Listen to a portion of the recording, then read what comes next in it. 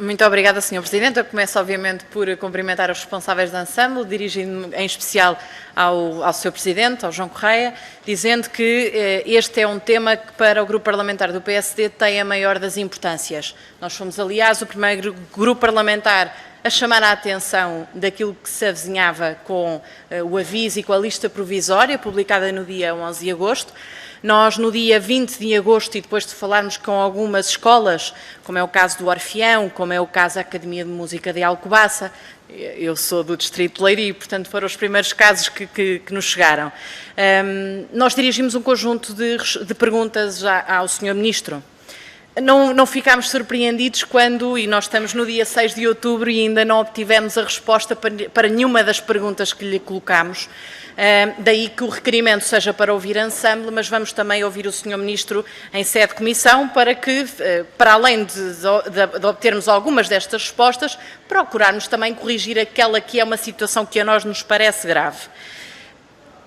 Primeira nota que eu gostaria de deixar é que a expectativa era de que houvesse um aumento, de que houvesse um reforço, ou seja, que a conversa que nós estivéssemos hoje a ter seria completamente diferente no tom e no discurso, porque eu recordo que em junho deste ano, uma das medidas elencadas como uma das medidas para mitigar os efeitos da pandemia, da Covid-19, era o reforço do ensino artístico. Portanto, nós fomos, e imagino que as escolas, os alunos, as famílias, as comunidades foram ainda mais surpreendidos com, em primeiro lugar, com a lista provisória e depois com pequenas correções, mas com a atrocidade que foi cometida neste concurso e que nos motiva a estarmos hoje aqui. E, portanto, há uma primeira preocupação que tem a ver com o timing, porque os alunos já se tinham inscrito nestas escolas, havia a expectativa de que o histórico que foi sempre seguido que se mantivesse e, portanto, que houvesse aqui uma estabilidade, uma previsibilidade, e não foi isso que aconteceu.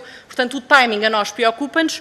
Em segundo lugar, a questão da fórmula, já tantas vezes falada, mas que é, de facto, preocupante. Em primeiro lugar, numa primeira fase, a opacidade, numa segunda fase, a alteração de critérios, ou seja, antigamente era com base no histórico, ia-se ver quanto é que tinha sido no ano anterior, quantos alunos, e as escolas, e as comunidades e as famílias podiam prever, agora é com base em estimativas, que de resto, enfim, reforça não a ideia da transparência, mas a ideia da opacidade. E em terceiro lugar, e mais importante, que tem a ver com os impactos que isto tem. E o que é que acontece? Nós sabemos que há alunos, centenas de alunos a nível nacional, que ao dia de hoje continuam sem aulas. E o que é que acontece às escolas? Não é só neste ano letivo que a pergunta se coloca, é daqui a 2 anos, daqui a 3, daqui a 5, porque há efetivamente um problema que tem a ver com a viabilidade e com a sustentabilidade destes projetos educativos, destas escolas, destes professores altamente especializados e que, infelizmente, face a esta decisão incompreensível da parte da tutela, têm este problema em mãos. Foi, entretanto, dito por parte do Ministério que eventualmente viria a ter lugar um concurso adicional e, portanto, das várias perguntas que eu tinha para vos colocar, a primeira delas é,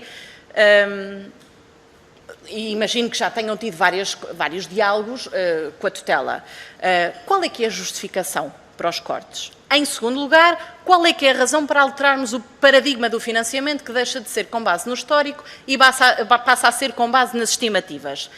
Em terceiro lugar, aquilo que eu lhe queria perguntar é se já há data, se já há concurso adicional. E dentro desta pergunta, eu gostaria também de tentar perceber se este concurso adicional, se a vossa expectativa é de que exista uma mitigação total dos efeitos dramáticos deste concurso deste ano. E, em último lugar, e esta é obviamente a mais importante, o que é que vai acontecer a estes alunos, a estas famílias, a estes professores e a estas escolas? Porque acredito que tenha sido naturalmente uma das principais perguntas que a ensemble terá colocado à tutela. Obviamente nós vamos ter a oportunidade de também colocar esta questão, mas pode ser que em primeira mão a ensemble nos possa dizer o que é que o Governo pensa fazer relativamente a estas pessoas. Obrigada.